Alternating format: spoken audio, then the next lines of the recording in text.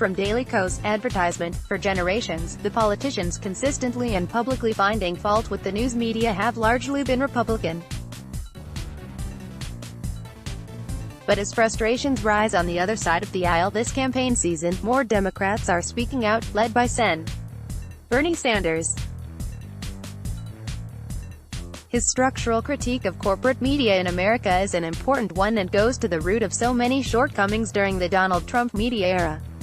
Sanders sparked some controversy when he suggested he was getting poor coverage from The Washington Post because it's owned by Amazon founder Jeff Bezos, whose hiring practices Sanders has criticized in the past. Some journalists ridiculously likened Sanders' comments to Trump's, and lumped them together as being anti-media. But Sanders soon walked back the Bezos allegation, which was helpful because that way it doesn't cloud his larger, more important points about our corporate media infrastructure and how American news consumers are informed, or ill-informed. There are 6 major media conglomerates, including Time Warner, which owns CNN, which control about 90% of the media in this country in terms of what we see, hear and read. Between you and me, that is a very dangerous situation, Sanders told CNN's Anderson Cooper last week. The CEOs make tens of millions of dollars a year in compensation. They have an agenda, and I worry about that, as I do worry about concentration of ownership in agribusiness, in Wall Street and in many other areas. Advertisement. That kind of massive consolidation inevitably leads to groupthink. And under Trump, who constantly threatens industries that he perceives to be his enemies, that leads to timidity. Let's be clear, the media's Trump-era timidity isn't just happening. It's not a fluke that major news organizations in this country continually pull back from telling the truth about Trump on a daily basis, that he is a liar, and a racist, and he appears to be unstable. Those are not stories the bullied press corps has aggressively and unapologetically pursued. Invisible barriers remain in place, and part of the explanation for that is reflected in Sanders' critique. Some important context: Republicans, and the larger conservative movement have been aggressively working the refs since Spiro Agnew was vice president nearly a half-century ago. Attacking the so-called liberal media has been an absolute conservative hallmark for decades. And what's been so successful and crucial for that attack strategy is that Republican politicians, including the most powerful ones in the country, have gleefully taken up the cause. Advertisement. Just look at the completely hollow and absurd attacks on social media and tech giants such as Twitter, YouTube and Google. Are getting hammered for their supposed sin of liberal bias, of somehow freezing out conservative voices online, and they're getting hammered by the entire right-wing movement in this country, which includes AM talk radio, online sites, Fox News, Sinclair Broadcasting, members of the House, members of the Senate, and of course, the President of the United States. Historically, Democrats and progressives simply do not do that. First of all, as a rule they don't encourage wholesale misinformation the way the GOP and conservatives do.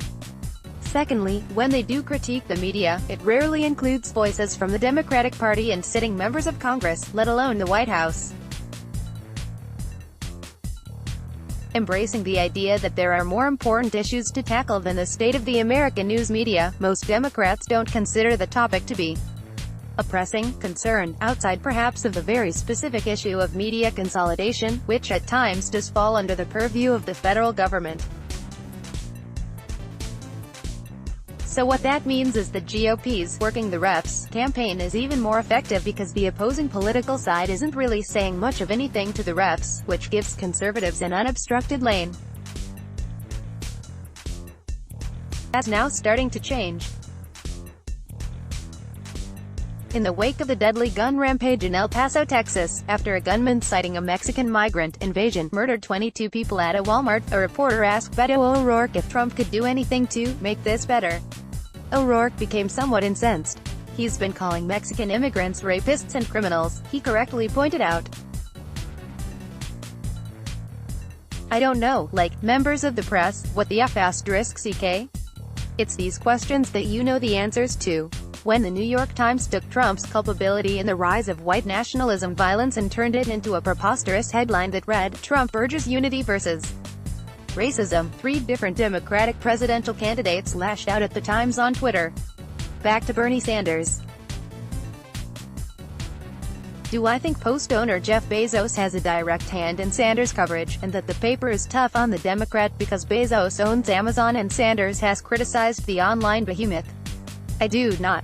It's certainly a situation that's ripe for abuse in terms of having a billionaire owner who is also in the political arena, and it's definitely not the ideal media ownership model in the U.S.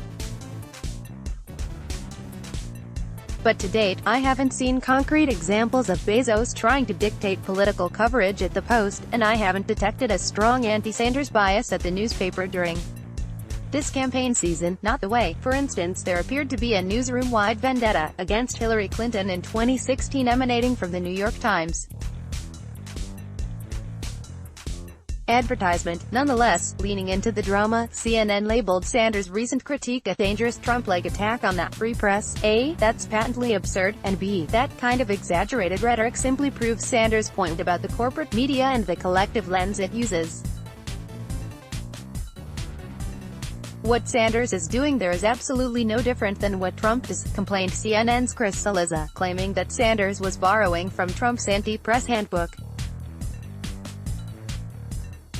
Question: has Sanders vilified and insulted reporters by name?